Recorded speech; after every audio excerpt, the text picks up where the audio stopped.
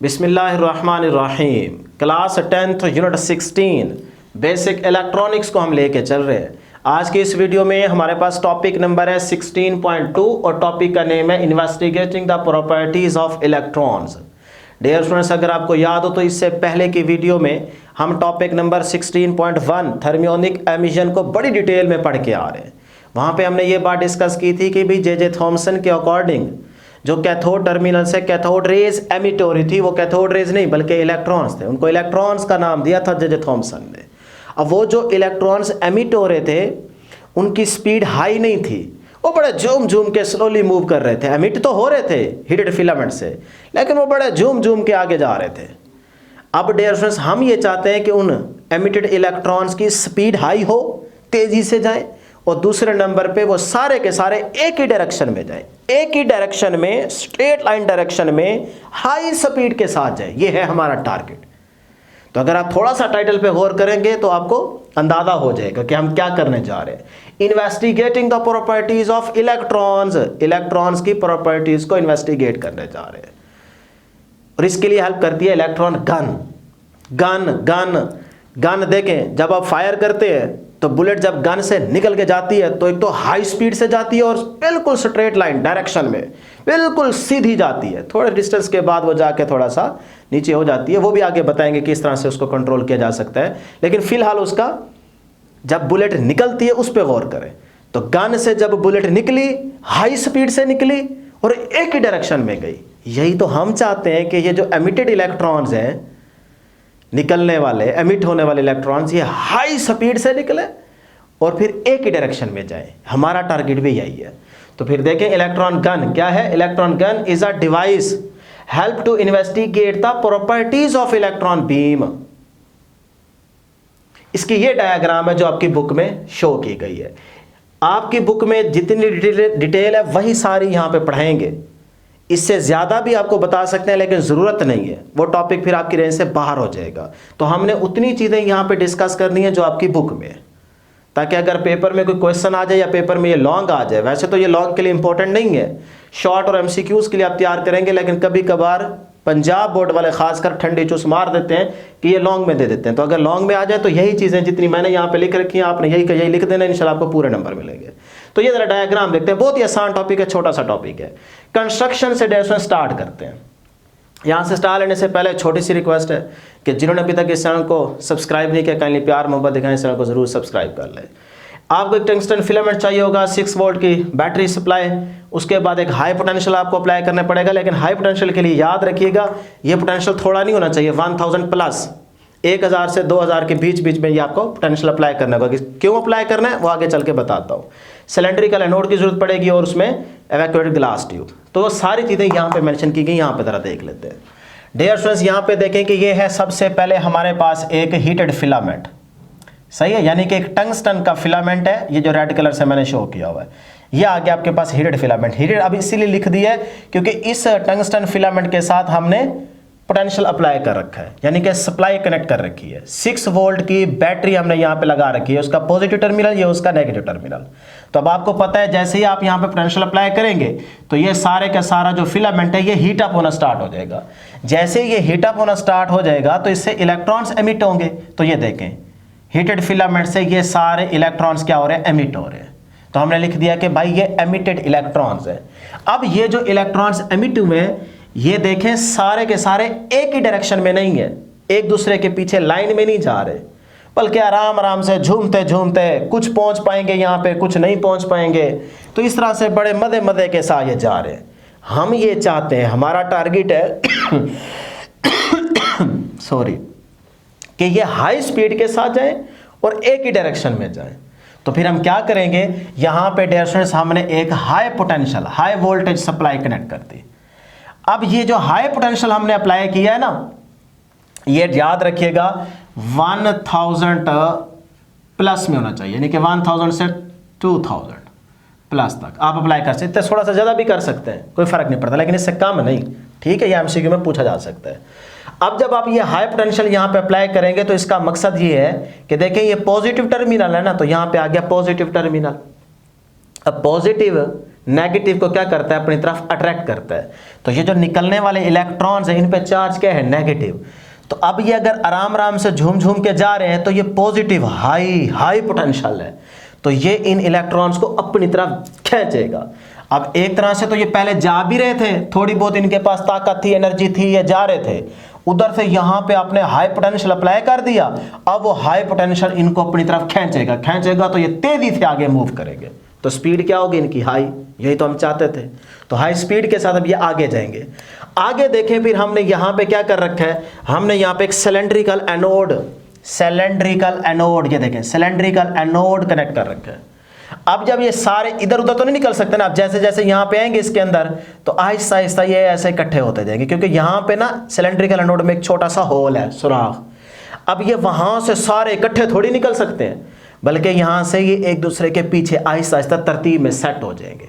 तो अब आप देखें ये जो होल से निकलने वाले इलेक्ट्रॉन्स हैं ये एक बीम की सूरत में एक ही डायरेक्शन में आगे जा रहे हैं, स्पीड भी हाई और ये एक डायरेक्शन में भी जा रहे हैं, तो ये है इलेक्ट्रॉन बीम। अब ये जाके एक स्क्रीन पे टारगेट पे हिट करेंगे तो वहां पे आपको स्पॉट दिखेगा, कोई इमेज दिखेगा, वो फिर सारी चीजें हम डिस्कस करेंगे आगे आने वाले टॉपिक में। फिलहाल आपकी बुक में यही कुछ है। तो अब बताएं इस डायग्राम में कोई प्रॉब्लम है? नहीं है।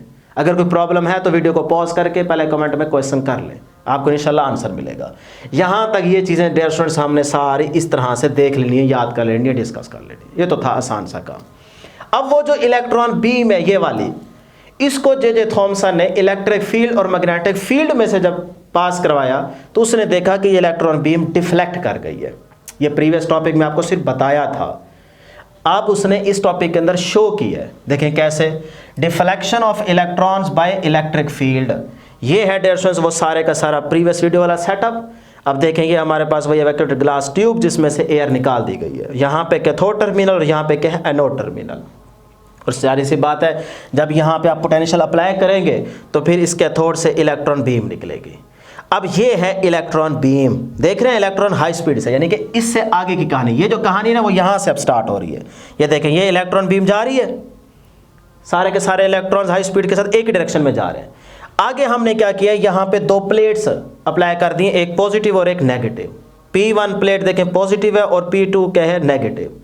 अब आपको पता है पॉजिटिव टू नेगेटिव क्या होता है, इलेक्ट्रिक फील्ड लाइंस की डायरेक्शन होती है। ये आ गया इलेक्ट्रिक फील्ड, सही। इलेक्ट्रिक फील्ड को हम E से डिनोट करते हैं। तो अब पॉजिटिव टू नेगेटिव ये अगर इलेक्ट्रिक फील्ड है तो फील्ड क्या करती है, फोर्स एक्सर्ट करती है। तो जब ये इलेक्ट्रॉन बीम इस फील्ड में से पास करेगी तो वो फील्ड इस इलेक्ट्रॉन बीम पे फोर्स एक्सर्ट कर देगी, जिसकी वजह से ये इलेक्ट्रॉन बीम सीधा जाने की बजाय बल्कि ये क्या कर जाएगी, डिफ्लेक्ट कर जाएगी। अब सवाल यह है कि ये ऊपर की तरफ क्यों गई है, नीचे की तरफ क्यों नहीं गई। डियर स्टूडेंट्स ये क्या है, पॉजिटिव टर्मिनल और ये इलेक्ट्रॉन्स बीम है, तो इलेक्ट्रॉन पे चार्ज क्या होता है, नेगेटिव। तो नेगेटिव को पॉजिटिव अपनी तरफ अट्रैक्ट करेगा, इसीलिए ये जो इलेक्ट्रॉन बीम है वो पॉजिटिव प्लेट की तरफ क्या हो गई है, डिफ्लेक्ट कर गई है, बेंड हो गई है, अपना पाथ डेविएट कर गई है। तो इस तरह आपने देखा कि इलेक्ट्रिक फील्ड में से जब इलेक्ट्रॉन बीम को पास कराएंगे तो वो क्या कर देगी, डिफ्लेक्ट कर देगी। यही बात आपने यहाँ लिख देनी है। लेकिन अगली बात बड़ी इंपॉर्टेंट है कि अगर ये इलेक्ट्रिक फील्ड की स्ट्रेंथ आप बढ़ाते हैं तो इसका मतलब फोर्स ज़्यादा लगेगी, फोर्स ज़्यादा लगेगी तो ये जो इलेक्ट्रॉन बीम डिफ्लेक्ट हो रही है तो ये डिफ्लेक्शन भी ज़्यादा होगी। तो एक तरह से कह सकते हैं कि डिफ्लेक्शन का डायरेक्ट रिलेशन है फील्ड ऑफ स्ट्रेंथ के साथ। फील्ड ऑफ स्ट्रेंथ बढ़ाएंगे तो डिफ्लेक्शन बढ़ जाएगी। तो फिर मैं कह सकता हूँ कि जो फोर्स का रिलेशन है वो डियर स्टूडेंट्स इलेक्ट्रिक फील्ड के साथ क्या है, डायरेक्ट, Q इंटू ई। ई यहाँ पे इलेक्ट्रिक फील्ड और F क्या है, फोर्स। तो फोर्स का रिलेशन क्या है, E के साथ डायरेक्ट है। तो अगर आप इलेक्ट्रिक फील्ड की स्ट्रेंथ बढ़ाएंगे तो इसका मतलब फोर्स भी बढ़ जाएगी, फोर्स बढ़ेगी तो फिर डिफ्लेक्शन भी ज़्यादा प्रोड्यूस होगी। क्लियर जी, यहाँ से MCQ बन सकता है। इसी तरह से फिर जब इलेक्ट्रॉन बीम को मैग्नेटिक फील्ड में से पास कराया तब भी उसने देखा कि वो बीम क्या कर गई है, डिफ्लेक्ट कर गई है। तो अब देखें इलेक्ट्रिक फील्ड की बजाय यही सेटअप है सारे का सारा, इलेक्ट्रिक फील्ड हटाकर मैग्नेटिक फील्ड अप्लाई करना है। मैग्नेटिक फील्ड के लिए उसने एक हॉर्स शो मैग्नेट, ये यू शेप मैग्नेट है, ठीक है। इसका इंटरनल फील्ड जो होता है ये ज़्यादा स्ट्रॉन्ग होता है, इसलिए हॉर्स शो मैग्नेट यूज़ किया गया है। हॉर्स शो मैग्नेट का मतलब यू शेप ही मैग्नेट होता है, लेकिन यू शेप मैग्नेट का जो इंटरनल फील्ड होता है ना अंदर अंदर, वो थोड़ा सा हॉर्स शो मैग्नेट के मुकाबले में कम होता है। हॉर्स शो मैग्नेट का जो अंदर वाला सारा फील्ड होता है ये ज़्यादा होता है, स्ट्रॉन्ग होता है। तो उसने एक हॉर्स शो मैग्नेट यूज़ किया, उसमें आप देख सकते हैं कि मैग्नेटिक फील्ड लाइंस की डायरेक्शन होती है नॉर्थ टू साउथ, इस तरह से। अब ये जो हॉर्स शो मैग्नेट पड़ा ना, ये ऐसे पड़ा है, देखें ये नॉर्थ पोल, ये साउथ पोल। अब ये उसके फील्ड लाइंस की डायरेक्शन है, मैं ये ऐसे समझ लें, ठीक है जी। ये देखें, इस तरह से कर लेते हैं ताकि आपको ज़रा क्लियर हो जाए। ये देखें नॉर्थ पोल, ये south pole, U shape magnet पड़ा है, ये देख रहे हैं यू शेप। अब उसके अंदर ये मैग्नेटिक फील्ड लाइंस की डायरेक्शन है।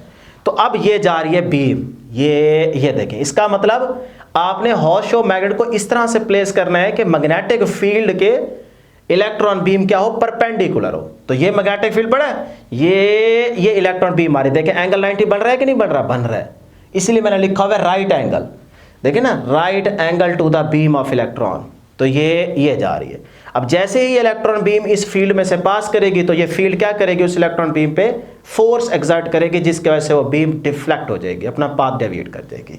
तो देखें जैसे ही उस मैग्नेटिक फील्ड में से ये बीम पास करेगी तो सीधा जाने की बजाय वो क्या करेगी, डिफ्लेक्ट करेगी। याद रखिएगा, ना तो नॉर्थ की तरफ बेंड करेगी ना ही साउथ की तरफ, बल्कि ये दूसरी डायरेक्शन में बेंड कर देगी। तो ये थी डियर स्टूडेंट्स हमारे पास deflection of the electrons by magnetic field. Magnetic field को बी से डिनोट करते हैं। ये था हमारे पास आज का टॉपिक।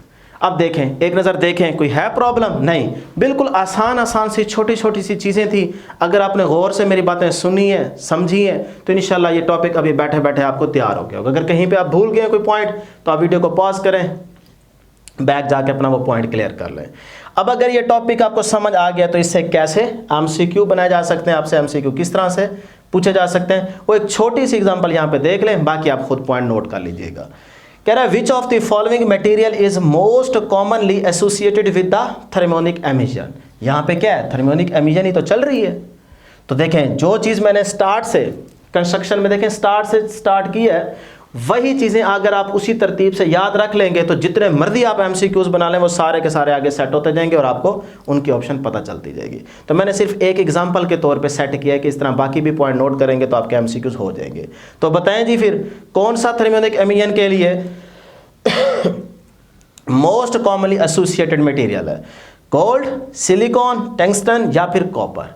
तो ये आप कमेंट करके ज़रूर बताएंगे, क्योंकि अब आपको टॉपिक बहुत अच्छे तरीके से समझ आ चुका है और इससे पहले वाले टॉपिक को भी हमने बड़ी डिटेल में डिस्कस किया था, तो वहाँ पे भी ये चीज़ें डिस्कस की थी। तो अब जल्दी से आप यहाँ से करेक्ट ऑप्शन सेलेक्ट करते हुए कमेंट करके बताएंगे भाई कौन सी ऑप्शन करेक्ट है। तो ये थी हमारे पास आज की डिस्कशन। उम्मीद करते हैं कि आपको हर एक चीज़ क्लियर होगी कि इंशाल्लाह नेक्स्ट वीडियो में जल्द मुलाकात होगी। अल्लाह हाफिज़।